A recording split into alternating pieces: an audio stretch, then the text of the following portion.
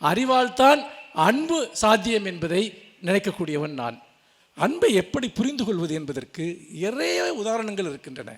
தமிழில் நகுலன் என்ற ஒரு புகழ்பெற்ற எழுத்தாளர் இருந்தார். அவர் மறைந்து விட்டார். அவர் ஒரு அற்புதமான கதையை எழுதியிருக்கிறார். அந்த கதை என்பது நான் நிறைய நேரங்களில் அந்த கதை எனக்கு நினைவுக்கு வந்து கொண்டே இருக்கும். ஒரு ராத்தல் இறைச்சி என்பது தான் அந்த கதையினுடைய தலைப்பு. இதற்கும் அன்புக்கும் ஒரு தொடர்பு இருக்கிறது. அவர் ஒரு எழுத்தாளர். அந்த எழுத்தாளர் அவர் நிறைய கதைகள் கவிதைகள்லாம் எழுதியிருக்காரு. அந்த நாய்கிட்ட அவர் பேசுவார். அவர் ஒரு நாய் வளர்க்கிறார். என்ன பேசுவார்னா, உனக்கு கவிதை பிடிக்குமா, குறுநாவல் பிடிக்குமா, இப்படியெல்லாம் பேசுவார். அந்த நாய் அவரை திரும்பி கூட பார்க்காது, ரொம்ப அலட்சியமாக நடத்தும். என்னடா ஒரு எழுத்தாளர் சமூகம் தான் மதிக்க மாட்டேங்குதுன்னா, ஒரு நாய் கூட நம்மளை மதிக்க மாட்டேங்குதுன்னா அவருக்கு ஒரு வருத்தம் இருக்கும். ஆனால் வாரத்தில் ஒரு நாள் மட்டும் அவர்கிட்ட அது ரொம்ப அன்பாக இருக்கும். அது என்னென்னா, அந்த நாய்க்கு வந்து மற்ற நாள்லாம் வெஜிடேரியன் ஃபுட்டு தான் கொடுப்பாங்க. வெள்ளிக்கிழமை மட்டும் அதுக்கு இறைச்சி வாங்கி போடுவாங்க. அப்போ என்னென்னா, அவர் ரூமில் உட்காந்து யாராவது நண்பர்கள்ட்ட பேசிகிட்டு இருப்பார், ஏதாவது எழுதிட்டு இருப்பாருன்னா, கரெக்டாக காலையில் 11:30 மணிக்கு அந்த வேலைக்காரன் வந்து இறைச்சி வாங்குறதுக்காக இவர்கிட்ட காசு வாங்க உள்ளே வருவான் ஒரு ரூமுக்குள்ளே. அந்த நாய் அப்படியே குதியாட்டம் போடும். இவர் காலம் நக்கும். இவருக்கு ரொம்ப ஒரு மாதிரி கூச்சமாக இருக்கும். என்னடா இந்த மாதிரி வந்து நம்மளை இவ்வளோ இது பண்ணுதுன்னு. அதாவது இப்படி ஒரு அன்பை செலுத்த முடியுமா அப்படிங்கிற அளவுக்கு அந்த நாய் நடந்துக்கும். அது நாய் நக்குதுன்னு சொல்லிட்டு இவர் என்னென்னா நீளமான பூட்ஸ் போட ஆரம்பிக்கிறாரு. அந்த பூட்ஸை நக்குது. அப்போ அவருக்கு வந்து ஒரு நாய் இப்படி நடந்துக்கிறது வருத்தமாக இருக்கும். அது இந்த இறைச்சியை வாங்கிட்டு வந்து அதை அவிச்சு வைக்கிற வரைக்கும் அது ரொம்ப ரொம்ப ரொம்ப ரெஸ்ட்லெஸ்ஸாக இருக்கும். ஆனால் இவர்கிட்ட அன்பை காட்டிக்கிட்டே இருக்கும். இது இப்படியே போயிட்டுருக்கையில் அப்போ இவருக்கு ஒரு யோசிப்பார், மனுஷங்களும் இப்படி தானே, தனக்கு காரியம் ஆக வேண்டிய நேரத்தில் மட்டும் சில பேர்கிட்ட இவ்வளோ பெரிய அன்பெல்லாம் காட்டுறதை நம்ம பார்த்துருக்கோமே, அதே மாதிரி தான் இந்த நாய்க்கு குணமும் இப்படி தான் இருக்கா அப்படின்லாம் அவர் யோசிப்பார். அப்போது ஒரு வெள்ளிக்கிழமை ஒரு சம்பவம் நடக்குது. அது என்ன சம்பவம் அப்படின்னா, ஒரு நண்பர், அவர் ஒரு எழுத்தாளர், பாம்பேலேருந்து இவரை பார்க்க வர்றார். அப்போ பாம்பேலேருந்து இவரை பார்க்க வர்றப்போ இவர் பேசிக்கிட்டே இருந்துடுறார். இந்த நாய் உள்ளே வந்து பார்க்குது, வெளியே போகுது, உள்ளே வந்து பார்க்குது. அந்த வேலைக்காரன்ட்டு காசு கொடுத்து அனுப்ப மறந்துட்டார். நேச்சுரலாக யாராவது வந்தால் மறந்துடுவோம் இல்லையா. மத்தியானம் 2 மணி 2:30 மணி ஆயிடுச்சு. அது அப்படியே இந்த நாய் சோகமாக படுத்திருக்கு. அப்போ தான் அவருக்கு உரைக்குது, ஆகா இன்றைக்கி நம்ம இறைச்சி வாங்க அதுக்கு அனுப்பிட்டோமே, அதுதான் சோகமாக இருக்கா அப்படின்னு. அவரை போய் ரயில் ஏற்றி விடுறதுக்காக இவர் வெளியே கிளம்புறாரு. வெளியே கிளம்புனோன்னா ஒரே பாய்ச்சலாக பாஞ்சு இவர் கெண்டைக்கால் சதையை பிடிச்சி அப்படியே கடிச்சிருது அந்த நாய். அப்போ என்னன்னு கேட்டிங்கன்னா, எல்லா அன்பிற்குள்ளாகவும் ஒரு நோக்கம் இருக்கிறது, ஒரு பயன் கருதிய நோக்கம் இருக்கிறது, ஒரு தேவை இருக்கிறது. அந்த தேவையை நிறைவேற்றாவிட்டால் மனிதர்கள் எப்படி நடந்து கொள்வார்கள் என்பதற்கு ஒரு உதாரணமாக நகுலன் அந்த கதையை எழுதியிருப்பார். அம்மாவுக்காக ஒரு நாள் என்று அசோகமித்திரன் ஒரு கதை எழுதியிருப்பார். ரொம்ப சின்ன ஒரு கதை. அந்த கதை என்னை ரொம்ப நாள் டிஸ்டர்ப் பண்ணிகிட்டே இருந்துச்சு. என்ன கதைன்னா, ஒரு அம்மாவும் பையனும் தான் ஒரு வீட்டில் இருக்காங்க. ஒரு அம்மா வந்து என்றைக்குமே ஒரு பையன்கிட்ட வைக்காத ஒரு கோரிக்கையை வைக்கிறான். என்ன கோரிக்கைன்னா, இன்றைக்கி சாயந்தரம் நான் பக்கத்து வீட்டில் இருக்கேன் அம்மா கூட, நான் சினிமாவுக்கு போகிறேன், அதனால் சாயங்காலம் ஆஃபீஸ்லேருந்து கொஞ்சம் சீக்கிரம் வந்துடு அப்படின்னு. இல்லை எனக்கு அவ்வளோ சீக்கிரமாக வர முடியாது, என்ன கண்டிப்பாக அந்த படத்துக்கு போகணுமா அப்படின்னு அந்த பையன் சொல்லிவிட்டு வேலைக்கு கிளம்பி போயிடுறான். ஆனால் அன்றைக்கி அது ஒரு சனிக்கிழமை ஹாஃப் டே தான் இங்கே ஒர்க்கிங் டே. அப்போது அவன் ஃப்ரெண்டோட வந்து பார்த்திங்கன்னா பேசிகிட்டு இருக்கான். அவன் சினிமாவுக்கு கூப்பிட்றான். இல்லை அம்மா சினிமாவுக்கு போகணுன்னு சொல்கிறா அப்படின்னு சொல்லிவிட்டு இவன் கிளம்பி வர்றான். அவன்கிட்ட 4 மட்டும்தான் காசு இருக்குது. ஆனால் இவன் என்ன பண்ணுறான்னா, ட்ரெயினில் வர்றான். ட்ரெயினில் வர்றதுக்கு இவன்கிட்ட பாஸ் இருக்குது, மாத பாஸ் இருக்குது. அந்த பாஸை காட்டிட்டு வரலான்னு வர்றப்போ ட்ரெயின் திடீர்னு, இதுக்கு முன்னாடி போன ட்ரெயின் வந்து தண்டவாளத்துலேருந்து இறங்கி ட்ரெயின் நின்றுடுச்சு. ஒரு அம்மா சினிமாவுக்கு போகணுன்னு கேட்ட நாளில் என்னென்னமோ விஷயங்கள் நடக்குது, அதில் இதுவும் ஒன்று. அங்கேருந்து இறங்கி பஸ்ஸில் போகலாம் அப்படின்னு பார்த்தா பஸ்ஸுக்கு 6 வேணும், இவன்கிட்ட 4 தான் இருக்குது. அப்போ அவன் ஃப்ரெண்டு ஒருத்தன் வீட்டுக்கு போகிறான். அவன்கிட்ட ஏதாவது காசு வாங்கிட்டு வரலான்னு அந்த ஏரியாவில் இருக்கவன்ட்ட. அவன் வீட்டில் இல்லை, அவன் மனைவி வந்து அவர் வீட்டில் இல்லைன்னு சொல்லி அனுப்பிடுறான். அப்புறம் எங்கெங்கேயோ சுற்றி அப்படியே வந்துட்டு வீட்டுக்கு வந்து சேர்றான். நைட் ஆயிடுது. அவங்க அம்மா வீட்டில் பதில் பேசாமல் உட்காந்துருக்கான். அவனுக்கு வீட்டுக்குள்ளே உள்ளே நுழையவே முடியல. அப்போ உள்ளே போகிறப்போ அவன் அந்த அம்மாவுக்கு எப்படியாவது ஏதாவது ஒன்று பண்ணணும்னு நினைக்கிறான். அப்போ உள்ளே போய் பார்த்தோன்னே அம்மாவோட முகத்தில் வழக்கம் போல எந்த உணர்ச்சியுமே இல்லை. அம்மா சினிமாவுக்கு போனியான்னு கேட்டா அப்படின்னு. என்னத்தை போகிறது, சரி உள்ளே டீ போட்டு வச்சுருக்கேன் போய் சாப்பிடு அப்படின்னு சொல்லிட்டா. அதோட கதை முடிஞ்சிருது. எத்தனையோ அம்மாக்கள் அப்படித்தான் இருக்கிறார்கள். அப்போது நம்ம இதுக்குள்ளே இருக்கக்கூடிய அன்பு என்பது என்ன? நம்ம வந்து உண்மையிலேயே நம்ம வந்து சில சமயங்களில் அன்பை பெற்றுக்கிட்ட அளவுக்கு எந்த அளவுக்கு நம்ம அன்பை திருப்பி கொடுத்துருக்கோங்கிறது ஒவ்வொருவரும் யோசிக்கணும். அன்பில் சமத்துவம் இல்லை. சில பேர் அன்பை வந்து கொடுத்துக்கிட்டே இருப்பாங்க, பதிலுக்கு அவங்களுக்கு எதுவுமே கிடைக்காது. இதை நான் சொல்கிறப்போ உங்கள் பல பேரோட மனசில் உங்களுக்கு என்ன உணர்ச்சி ஏற்படணும்னு எனக்கு தெரியும். நம்ம எல்லாத்தையும் நம்ம நேசிக்கிறோமே, நமக்கு ஏன் பதிலுக்கு ஏன் அந்த அன்பு கிடைக்கவே இல்லை அப்படிங்கிற அந்த கேள்விங்கிறது சாதாரண கேள்வி அல்ல. இதைத்தான் நான் சொல்கிறேன், அன்பில் சமத்துவம் இல்லை என்பது. மியூச்சுவல் லவ், மியூச்சுவலாக ஒருத்தர் நேசிக்கிறதுங்கிறதெல்லாம் அபூர்வத்திலும் அபூர்வமான விஷயம். என்னை பொறுத்த வரைக்கும், நான் பார்த்த வரைக்கும் நிறைய இடங்களில் அன்பு என்பது ஒரு சுரண்டலாக இருக்கிறது. அன்பு என்பது ஒருவரை ஏமாற்றுவதற்கான ஒரு வழிமுறையாக இருக்கிறது. அன்பு என்பது ஒருவரை தற்காலிகமாக தன்னோடு தக்க வைப்பதற்கான ஒரு உத்தியாக இருக்கிறது. அறிவு என்பது அப்படி அல்ல. அறிவு என்பது சேர்ந்து வாழ்வதற்கான அல்லது இணைந்து ஒன்றை செய்வதற்கான ஒரு நியாயமான வலியுறுத்தல்களை, கோட்பாடுகளை அறிவு வழங்குகிறது. அன்புக்குள்ளே ஒரு அரசியல் இருக்கிறது. அன்புக்குள்ளே வந்து பார்த்திங்கன்னா ஒரு நோக்கம் இருக்கிறது. அன்புக்குள்ளே ஒரு சுயநலம் இருக்கிறது. நான் உங்களை திடீர்னு ரொம்ப அன்பு செலுத்துகிறேன்னா நான் ஒன்றும் உங்களை அதிகாரம் செலுத்த விரும்புகிறேன்னு அர்த்தம்.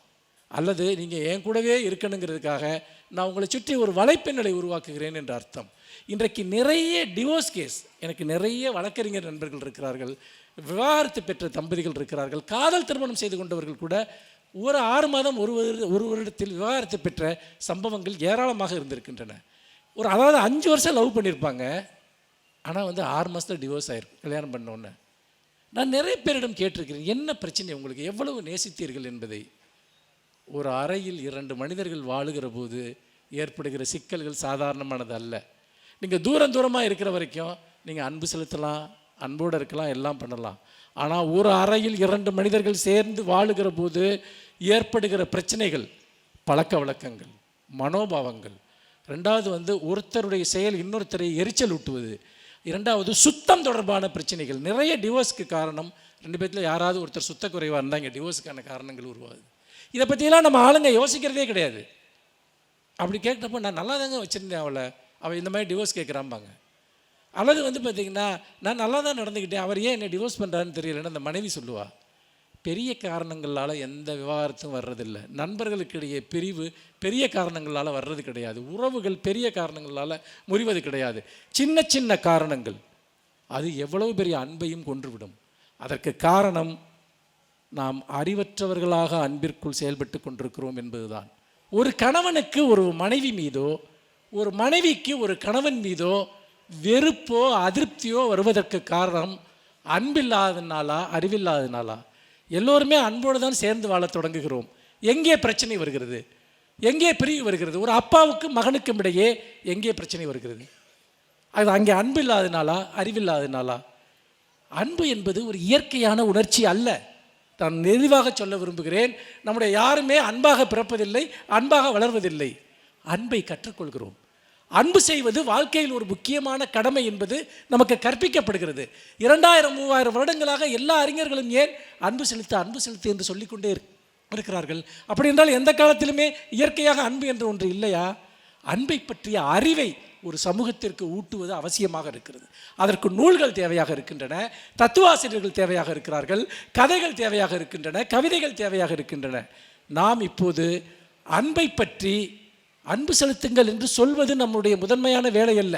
நம்மை விட மிகப்பெரிய ஒரு ஆளுமைகள் எல்லாம் அதை பற்றி சொல்லி இருக்கிறார்கள். ஏன் அன்பு இல்லாமல் போனது? அன்பு ஏன் ரொம்ப நெருக்கமானவர்களிடம் கூட ஏன் வெறுப்பு வந்து விடுகிறது? இதை தெரிந்து கொள்ளாவிட்டால் அன்பு செலுத்துவதே சாத்தியமல்ல. அப்படி தெரிந்து கொள்வது தான் அறிவு. இப்போ இந்த கணவன் மனைவி பிரச்சனைக்கே வருவோம். ஒரு கணவன் ஒரு மனைவியிடம் எதிர்பார்ப்பது, ஒரு மனைவி ஒரு கணவனிடம் எதிர்பார்ப்பது, அது நியாயமாக இருக்கிறதா இல்லையா என்பதுதான் முதல் பிரச்சனை. அல்லது ஒருவருடைய ஒரு ஒரு சுயமரியாதையும் ஒருவருடைய இடத்தையும் அது அங்கீகரிக்கிறதா என்பதுதான் மிக முக்கியமான பிரச்சனை. நான் உன்னை வந்து என்னுடைய கட்டுப்பாட்டிலே வச்சுருப்பேன், அதுதான் நான் உன் மேலே செலுத்துகிற அன்புன்னு ஒருத்தர் புரிஞ்சுக்கிட்டா அது அன்பு அல்ல, அது அடிமைத்தனம். நான் சொல்கிறதெல்லாம் நீ கேட்கணும், உன் நல்லதுக்கு தான் நான் சொல்கிறேன், உன் பாதுகாப்புக்கு தான் சொல்கிறேன்னு ஒரு அப்பா தன் மகன்கிட்ட சொல்லிக்கிட்டே இருந்தால் அது அன்பு அல்ல, அது அதிகாரம். நாம் முதலில் வாழ்க்கைக்குள் அன்பு என்ற பெயரில் இருக்கிற அதிகாரத்தை பற்றி நாம் முதலில் புரிந்து கொள்ள வேண்டும். அன்பு என்ற பெயரில் நாம் எப்படி ஒருவர் இன்னொருவரை ஒடுக்கி கொண்டிருக்கிறோம் என்பதை புரிந்து கொள்ளாவிட்டால் ஜனநாயகமே இல்லாத அன்பு, சமத்துவமே இல்லாத அன்பு, இன்னும் சொல்லப்போனால் ஒருவருடைய இடத்தையும் ஒருவருடைய மரியாதையையும் அங்கீகரிக்காத அன்பு அது ஒருபோதும் அன்பே அல்ல. இந்த இடத்தில் தான் மிக முக்கியமாக நாம் புரிந்து கொள்ள வேண்டும். அன்பை எப்படி அறிவுபூர்வமாக செலுத்துவது என்பதுதான் அது. நீங்கள் நினைப்பதெல்லாம் அன்பாகி விடாது. இப்போ நீங்கள் பார்த்தீங்கன்னா ஒரு உணவை எனக்கு வாங்கி கொடுக்குறீர்கள். அந்த உணவு எனக்கு பிடிக்கவே பிடிக்காது, ஆனால் நீங்கள் எனக்கு அன்போடு தான் கொடுக்குறீங்க. இல்லை, இது எனக்கு பிடிக்காதுன்னு சொல்லக்கூடிய உரிமை அங்கே இருக்கணும். இதை நான் சாப்பிட மாட்டேன்னு சொல்லக்கூடிய உரிமை இருக்கணும். ஐயோ, எனக்கு நீங்கள் அன்போடு வாங்கி கொடுக்குறீங்க, நான் இதை சாப்பிட்றேன் அப்படின்னு ஒரு இடத்துல ஒருத்தர் வற்புறுத்துட்டா, இப்போ நீங்கள் ஒன்றும் இல்லை, ஒருதலை காதெல்லாம் நீங்கள் பார்க்குறீங்க. என்ன பண்ணுறாங்க, உன் மேலே நான் உயிரையே வச்சுருக்கேன், நான் உனக்காக என்ன வேணால் செய்வேன் அப்படின்னு ஆரம்பிப்பாங்க. அப்புறம் அதை போய் கொலை பண்ணுற அளவு போய் முடியாது. எதுக்கு இதை நான் சொல்கிறேன் என்று சொன்னால், அன்பு என்பது அறிவுபூர்வமாக ஒருவர் மீது செலுத்துகிற ஆளுமை. உங்கள் மீது ஒரு மதிப்பு வர வேண்டும். உங்கள் மீது பார்த்திங்கன்னா உங்களை பற்றிய ஒரு மரியாதை வர வேண்டும். எத்தனை மனைவிகளுக்கு தங்கள் கணவனை பற்றி மரியாதை இருக்கிறது? எத்தனை கணவர்களுக்கு தங்களுடைய மனைவிகளை பற்றி மரியாதை இருக்கிறது? மரியாதையே இல்லாத இடத்தில் அன்பு எப்படி இருக்கும்? மரியாதை என்பது ஒருத்தரை ஒருத்தர் புரிஞ்சுக்கிறது தான். அது அடிப்படையான அறிவு. இதே நம்ம குடும்பத்தை விட்டு வெளியே போவோம், சமூகத்தில் எடுத்துக்கொள்வோம். நம்ம இன்றைக்கி சமத்துவத்தை பற்றி பேசுகிறோம், சமூக நீதியை பற்றி பேசுகிறோம். எதனால்? மனிதர்கள் எல்லோரும் சமம் என்பது வெறும் அன்பு அல்ல, அது ஒரு அறிவு. மனிதர்கள் பிறப்பால் ஒன்றாக இருக்கிறார்கள். எவனும் எவனையும் விட தாழ்ந்தவன் இல்லை, எவனும் எவனை விட உயர்ந்தவன் இல்லை. எல்லோருக்கும் இங்கு வாழ்வதற்கான உரிமை இருக்கிறது, வாழ்வதற்கான தகுதி இருக்கிறது என்று ஒரு தத்துவம் சொல்கிறது என்றால், இதை முழுக்க முழுக்க உருவாக்கியவர்கள் உலகின் மிகப்பெரிய ஜனநாயக கோட்பாடுகளை உருவாக்கிய தத்துவ ஆசிரியர்கள், மேதைகள். இதற்காக மனிதகுலம் போராடி போராடி போராடி ஒரு மனிதன் இன்னொரு மனிதனை சமமாக நடத்த வேண்டும், ஒரு மனிதன் இன்னொரு மனிதனுடைய உரிமையை பறிக்கக்கூடாது, பெண்களுடைய உரிமையை ஆண்கள் பறிக்கக்கூடாது, ஒரு சாதியால் மேலே இருக்கிறவன் கீழே இருக்கிறவனுடைய உரிமையை பறிக்கக்கூடாது என்பதெல்லாம் வெறும் அன்பு செலுத்துவதால் வந்ததல்ல. அவரவருக்கான நியாயங்கள், அவரவருக்கான இடம். அப்படி என்றால் சமூகத்திற்கு அறிவுதான் தேவை. இந்த இடத்தில் ஒரு கேள்வி வருகிறது, எது அறிவு என்பது? அதாவது நாம் ஒரு துறையில் ரொம்ப எக்ஸ்பர்ட்டாக இருக்கலாம். ஒருத்தர் பார்த்திங்கன்னா ஒரு சயின்டிஸ்டாக இருக்கலாம், ஒருத்தர் ஒரு பெரிய டெக்னாலஜியில் ரொம்ப பெரிய ஒருத்தராக இருக்கலாம். அது மட்டும் அறிவு அல்ல, அது தொழில்நுட்பம் சார்ந்த ஒரு ஸ்கில்லுக்கும் நாலேஜுக்கும் வித்தியாசம் இருக்குது. யார் வேண்டுமானாலும் என்ன ஸ்கில்லை வேண்டுமானாலும் உருவாக்கிக்கலாம், கற்றுக்கொள்ளலாம். ஆனால் விஸ்டம், நான் பேசுவது ஞானம், விஸ்டம், அது என்ன சொல்கிறது என்றால், மனிதர்கள் எப்படி மனிதர்களோடு பண்பாட்டு உணர்ச்சியோடு வாழ வேண்டும், எப்படி கலாச்சார உணர்ச்சியோடு வாழ வேண்டும், இதை நாம கற்றுக்கொள்ள முடியாது. இப்போ நான் ஒன்று கேட்குறேன், இந்த உலகத்தில் இருக்கக்கூடிய எல்லா மதங்களுமே அன்பை பற்றி தானே பேசுகின்றன. அன்பை பற்றி பேசாத ஒரு மதத்தை சொல்லுங்கள். எந்த மதமாவது போய் கொலை பண்ணுன்னு சொல்லுதா?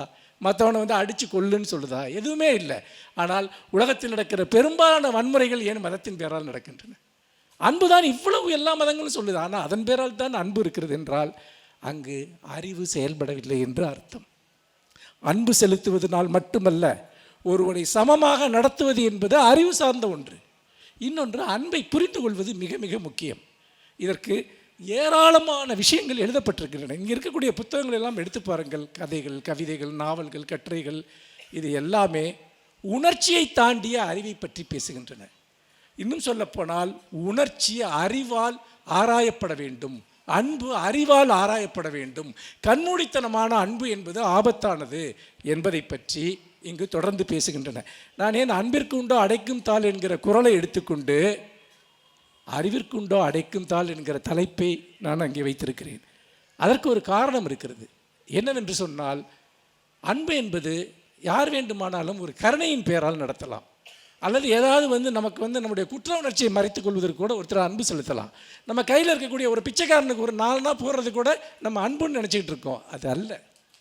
அது எல்லாமே நம்முடைய குற்ற உணர்வை மறைத்து கொள்ளக்கூடிய ஒன்று.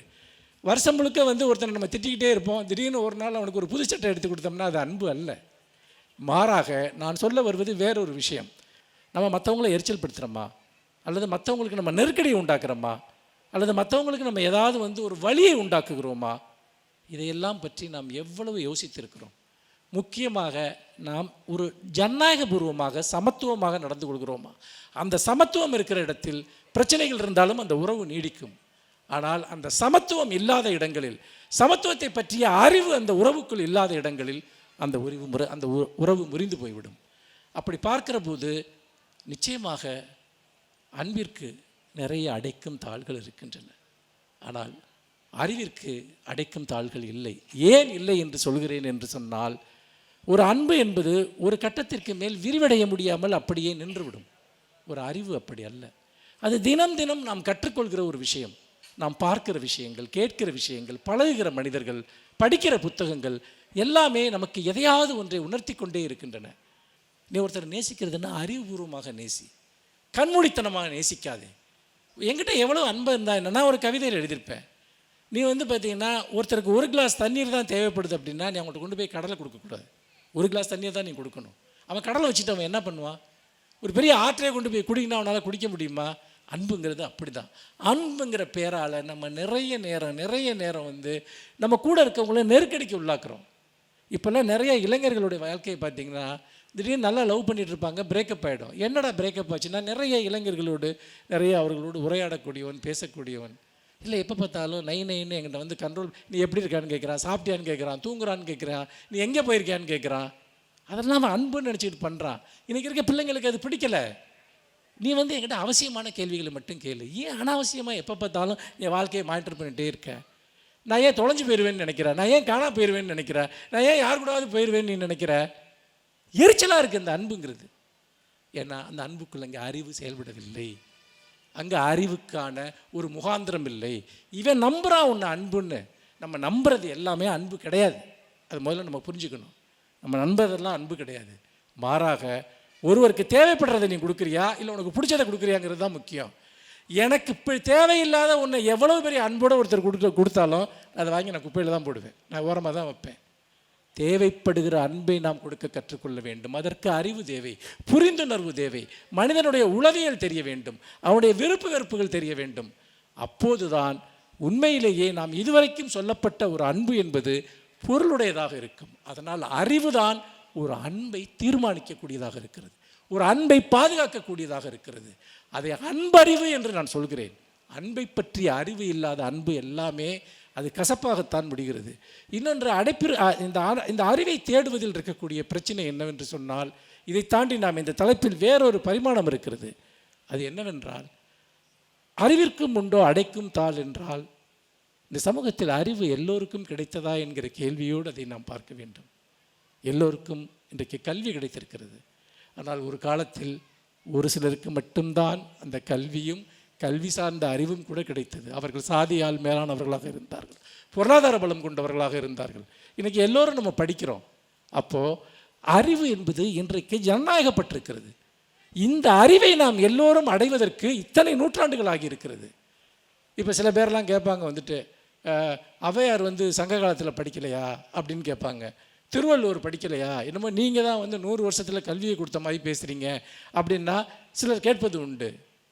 ஔவையார் படித்த காலத்தில் எத்தனை பெண்கள் படித்தார்கள்? ஏன் அதற்கப்புறம் அவர்களிடம் படிப்பு இல்லாமல் போனது? அல்லது திருவள்ளுவருடைய காலத்தில் எல்லோருமே கல்வியில் சிறந்தவர்களாக இருந்தார்களா? நம்மள்ட்ட வரலாற்று குறிப்புகள் இல்லை. ஏன்னால் திருவள்ளுவரை நம்ம கண்டுபிடிச்சதே அது ஒரு ஆக்சிடென்டலாக கண்டுபிடிச்ச ஒரு விஷயம். அப்படி பார்க்கிற போது அடிப்படையில் அறிவு என்பதே ஒரு சமூகத்திற்கு இந்த ஒரு நூற்றாண்டாகத்தான் கிடைத்திருக்கிறது. அதற்கு முன்னால் பெரும்பான்மை மக்களுக்கு கல்வி மறுக்கப்பட்டிருக்கிறது, அறிவு மறுக்கப்பட்டிருக்கிறது, சிந்திக்க மறுக்கப்பட்டிருக்கிறது. அதிலும் பெண்களுக்கு முற்றிலுமாக மறுக்கப்பட்டிருந்தது. இன்றைக்கி பாருங்கள், பார்த்திங்கன்னா படிக்காத பெண்களே இல்லை. அறிவு பெற்ற ஒரு மிகப்பெரிய சமூகத்தை நாம் உருவாக்கி இருக்கிறோம். இதற்காக எத்தனை போராட்டங்கள், எத்தனை காலம் இதற்காக ஆகியிருக்கிறது. அப்படி என்றால் இன்றைக்கு இருக்க மருத்துவ கண்டுபிடிப்புகள், தொழில்நுட்ப கண்டுபிடிப்புகள், நாம் பயன்படுத்துகிற கருவிகள், இது எல்லாமே நம் வாழ்க்கையை மேம்படுத்தி இருக்கின்றன. தடுப்பூசி கண்டுபிடித்தார்கள், எத்தனை நோய்களிலிருந்து மனிதர்கள் காப்பாற்றப்பட்டிருக்கிறார்கள். நான் பார்த்திங்கன்னா ஒரு அன்பின் பெயரால் ஒரு மனித உயிரை எப்படி காப்பாற்ற முடியும்? நான் அன்பு செலுத்தலாம், ஆனால் மனிதர்களை காப்பாற்றுவதற்கு அறிவினால் கண்டுபிடிக்கப்பட்ட கண்டுபிடிப்புகளும் மருத்துவமும் அது சார்ந்த பணிகளும் தான் தேவை. ஒரு டாக்டர் பார்த்திங்கன்னா ஒரு மோசமான டாக்டர் அன்பாக இருந்தார்னா பிரயோஜனம் இல்லை. ஒரு அறிவான நல்ல டாக்டர் தான் ஒரு உயிரை காப்பாற்ற முடியும். ஒரு சிந்தனை உள்ள ஒரு மனிதன் தான் காப்பாற்ற முடியும். நம்ம அறிவை கொண்டாட வேண்டும், அறிவை முதன்மைப்படுத்த வேண்டும். அறிவியல் என்பது நம்முடைய வாழ்க்கையின் ஒரு அங்கமாக இருக்க வேண்டும். பகுத்தறிவு என்பது நம் வாழ்க்கையில் ஒரு அங்கமாக இருக்க வேண்டும். கேள்வி கேட்பது என்பது நம் வாழ்க்கையில் ஒரு அங்கமாக இருக்க வேண்டும். ஒவ்வொரு இடத்திலும் நீ கேள்விகள், சிந்தனை செய். இன்றைக்கு உன் வாழ்க்கையில் கிடைத்திருக்கக்கூடிய அத்தனையுமே அறிவின் கண்டுபிடிப்புகளால் உருவானவை. உன் வாழ்க்கை மேம்பட்டிருக்கிறது என்றால் அது எல்லாம் அன்பால் நடக்கவில்லை. மனிதர்கள் இப்போ கேன்சருக்கு மருந்து கண்டுபிடிக்கிறான், எப்படி யார் செஞ்ச? ஒரு அன்புனால உருவான விஷயமா? ஒரு பெரிய போராட்டம். இன்றைக்கி உலகத்தில் கொள்ளை நோய்களால் எத்தனையோ லட்சம் மனிதர்கள் மறைந்திருக்கிறார்கள், லட்சமாக இறந்திருக்கிறார்கள். இன்றைக்கி பெரியம்மையை வந்துட்டு பார்த்திங்கன்னா ஒழிச்சிட்டோம், போலியோவை ஒழிச்சிட்டோம். எப்படி நடந்தது? அறிவினால். அறிவு இந்த உலகத்தை தொடர்ந்து மேம்படுத்தி கொண்டே இருந்திருக்கிறது. அறிவு மனிதர்களை விடுதலை செய்து கொண்டே இருக்கிறது. பெண்களை பொம்பளைங்களை அடிமைப்படுத்தாதேன்னு சொன்னதுங்கிறது அன்பு கிடையாது. பெண்களுக்கு உரிமை இருக்கிறது என்று சொன்னது ஒரு ஜனநாயக கோட்பாடு, ஒரு பெண்ணிய கோட்பாடு. அந்த கோட்பாட்டை உலகம் முழுக்க பல அறிஞர்கள் உருவாக்கினார்கள், அதை தொடர்ந்து சமூகத்தில் பரப்பினார்கள். இப்படியாக ஒவ்வொன்றும், ஏன் சாதியால் ஒரு மனிதனை ஒடுக்காதே, நிறவெறியால் ஒரு மனிதனை ஒடுக்காதே என்று சொன்னது எல்லாமே சிந்தனை, அறிவு, அரசியல். இந்த அரசியலின் மூலமாகத்தான் மனித சமூகத்தில் நீதியை நாம் நிலைநாட்டி இருக்கிறோம், சமத்துவத்தை நிலைநாட்ட இன்றைக்கும் நாம் போராடி கொண்டிருக்கிறோம். நமக்கு அன்பு தேவை, அதில் மறுப்பே கிடையாது. ஆனால் அந்த அன்பை எப்படி செயல்படுத்துவது, அதற்கு அறிவு தேவை. ஒரு மனிதன் இன்னொரு மனிதனிடம் காட்டுவது என்பது அன்பை பற்றிய பிரச்சனையே அல்ல.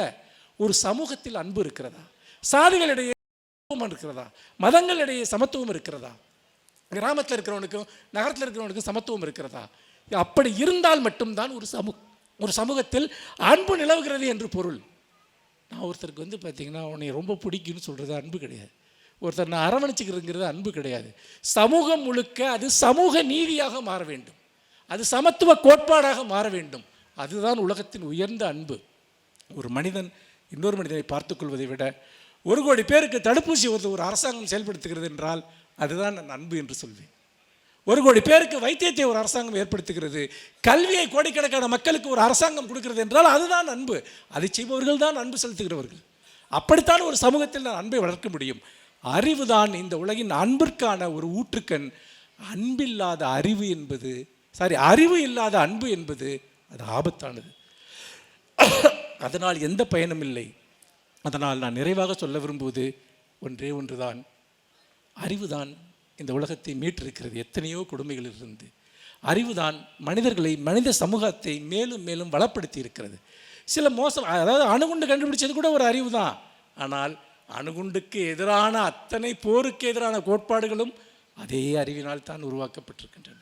எத்தனையோ கொடிய நோய்களிலிருந்து மனிதர்களை காப்பாற்றக்கூடிய மருத்துவமும் அதே அறிவினால் தான் உருவாக்கப்பட்டிருக்கிறது. ஆகவே நாம் அறிவை வாழ்க்கையில் முதன்மைப்படுத்துவோம். எல்லா துறைகளிலும் அறிவினுடைய வெளிச்சத்தை பாய்ச்சுவோம். ஒவ்வொன்றிலும் அது அறிவுபூர்வமாக இருக்கிறதா அல்லது மூடத்தனமான உணர்ச்சியால் இருக்கிறதா என்பதை நாம் கேள்வி கேட்போம். அறிவு என்பது பகுத்து அறிதல், சிந்தித்தல், இன்னும் சொல்லப்போனால் உண்மைக்கும் பொய்க்குமே எடுக்கக்கூடிய வேறுபாடுகளை கண்டறிதல். அன்புக்குள்ளும் பொய் இருக்கிறது, அன்புக்குள்ளும் மறைக்கப்பட்டவை இருக்கின்றன. அது எல்லாவற்றையும் கடந்து அந்த கட்டற்ற அறிவை, அந்த தடையற்ற அறிவை நாம் சமூகம் முழுக்க பரப்புவோம். அறிவுதான் வெல்லும், அறிவுதான் மனித குலத்தை மீட்கும் என்று சொல்லி இந்த வாய்ப்பிற்கு நன்றி கூறி விடைபெறுகிறேன். நன்றி, வணக்கம்.